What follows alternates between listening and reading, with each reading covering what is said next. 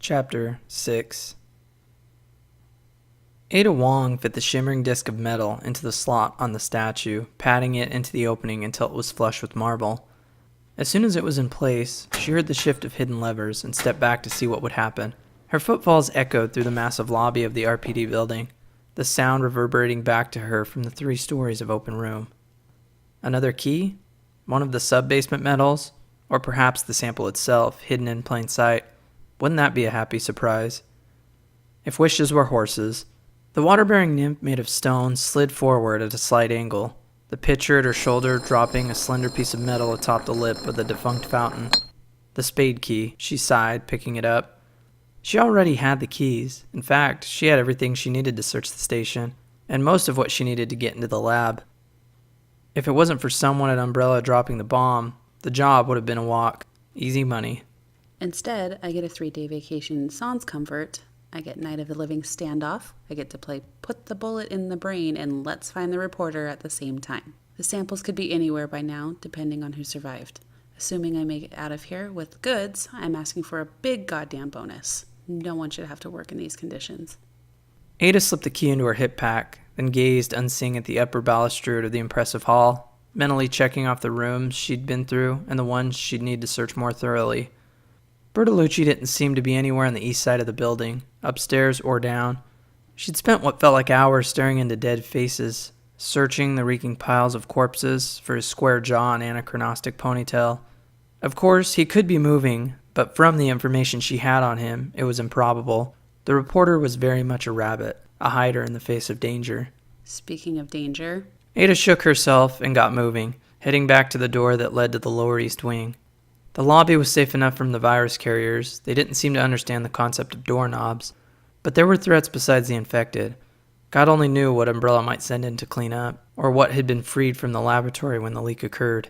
Less frightening, but just as bothersome, were the live cops that still might be trooping around, looking for someone to save. She'd heard gunfire, some distant, some not, every hour or 3 since she'd gone to ground. There were still at least a few uninfected left in the expansive old building. Trying to convince a panicky He-Man with a gun that she was alive and didn't want an escort made facing the undead seem almost appealing. Walking on the balls of her feet to avoid additional noise, Ada slipped through the door and then leaned against it at the end of the long hall, safe to decide on her next move. Although she hadn't checked out the basement yet, and there were still several carriers wandering around the detective's room, the hall's doors were closed. If someone or something wanted to get at her, she'd be able to see it coming and get out in time. The exciting life of the freelance agent. Travel the world, earn money by stealing important things, fight off the living dead when you haven't showered or eaten a decent meal in 3 days. Impress your friends. She reminded herself again to insist on that bonus. When she'd arrived in Raccoon less than a week before, she thought she'd been prepared. The maps had been studied, the reporter's files memorized, her cover story set. A young woman looking for a boyfriend, an Umbrella scientist. That part was almost true. In fact, it had been her brief relationship with John Howe 10 months before that had landed her the job. More of a one-night stand, actually, and not a very good one at that. But John had thought otherwise, and his connection to Umbrella, though it had probably killed him, had turned out to be a lucky break for her, so she'd been ready. But within 24 hours of her self-assured check-in at Raccoon City's nicest hotel, her luck had changed. While eating dinner in the vinyl-encased and mostly empty lounge of Arkley Inn, she heard the first screams outside. The first, but by no means the last. In some ways, the disaster was an asset. There'd be no guards posted around the lab, no endless covert trial runs. The prep work she'd done on the T-virus had assured her that the airborne was short-lived and dissipated quickly. The only chance of catching it at this point would be through contact with a carrier, so that wasn't a problem. And once she and a couple other dozen had made it to the police station, she'd seen Bertolucci was among them. Even with the undead factor, it initially looked like things were going in her favor. Mission objectives. Question the hack, find out how much he knows and kill him or ignore him, depending. Retrieve a sample of the new virus. Dr. Birkin's latest wonder. No problem, right? 3 days before, with the knowledge of how Umbrella Lab connected to the sewer system, and Bertolucci standing right in front of her, the job had looked pretty wrapped. And of course, that's when things started to go wrong. The rearranged station, with the rooms shifted around after Star's fiasco, made half her preparations obsolete. People disappearing, the barricades that kept coming down. Police Chief Irons throwing off commands like some cut-rate dictator, still trying to impress Mayor Harris and his whiny daughter, even as the dead piled up. She'd watched Bertolucci closely enough to see that he was going to duck and run, but had missed the exit. She hadn't even had time to make contact before he had disappeared somewhere into the maze of the station, losing himself in the commotion of the first wave of attacks. Ada had decided to fly solo herself, when 3/4 of the civilians were wiped out in a single mass assault not an hour later, all because no one had bothered to lower the garage gates. She wasn't willing to die to keep up her cover as a frightened tourist looking for her boyfriend, and so came the wait. Almost 50 hours of waiting for things to settle, tucked in the clock tower on the 3rd floor, slipping downstairs to find food or to use the bathroom in the lengthening stretches between gunplay, between the echoing clatter of shots and the screams.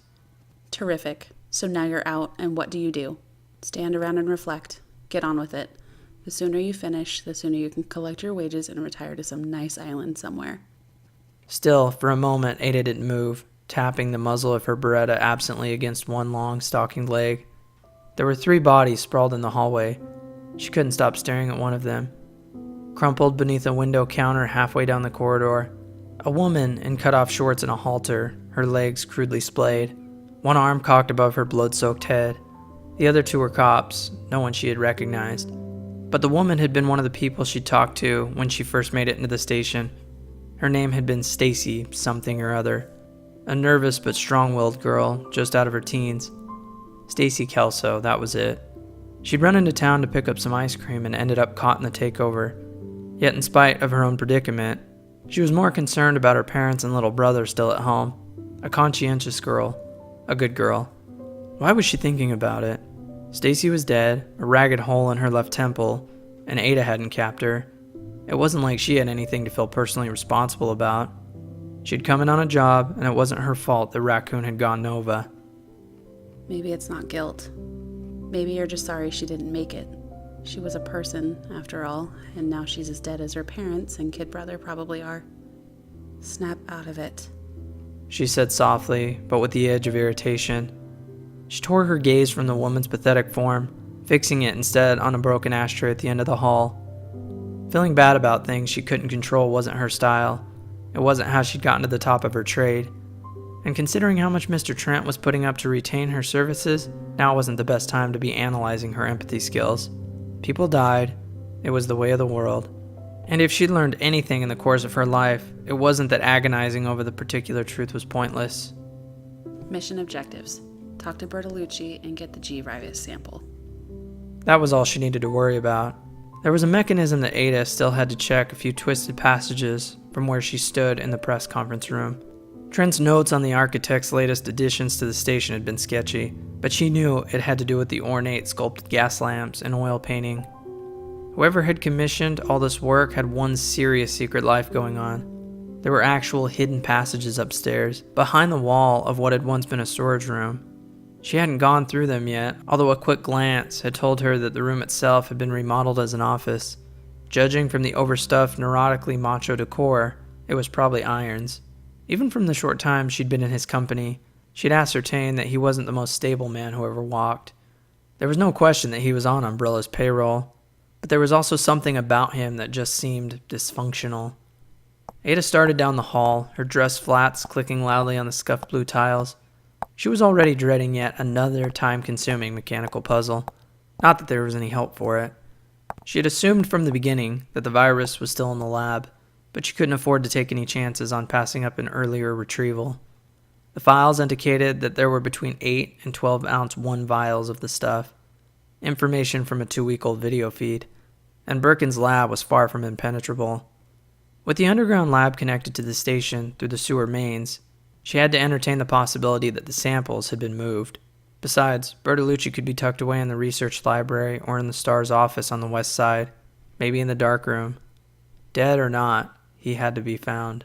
And it would also give her a chance to collect a few more 9mm clips from the fallen RPD. She followed the passage as it led her past a small waiting area, complete with vending machines that had already been pried open and ransacked. As with the rest of the station, the corridor was cold and in badly need of an air freshener. She'd grown used to the smell, but the chill was murder.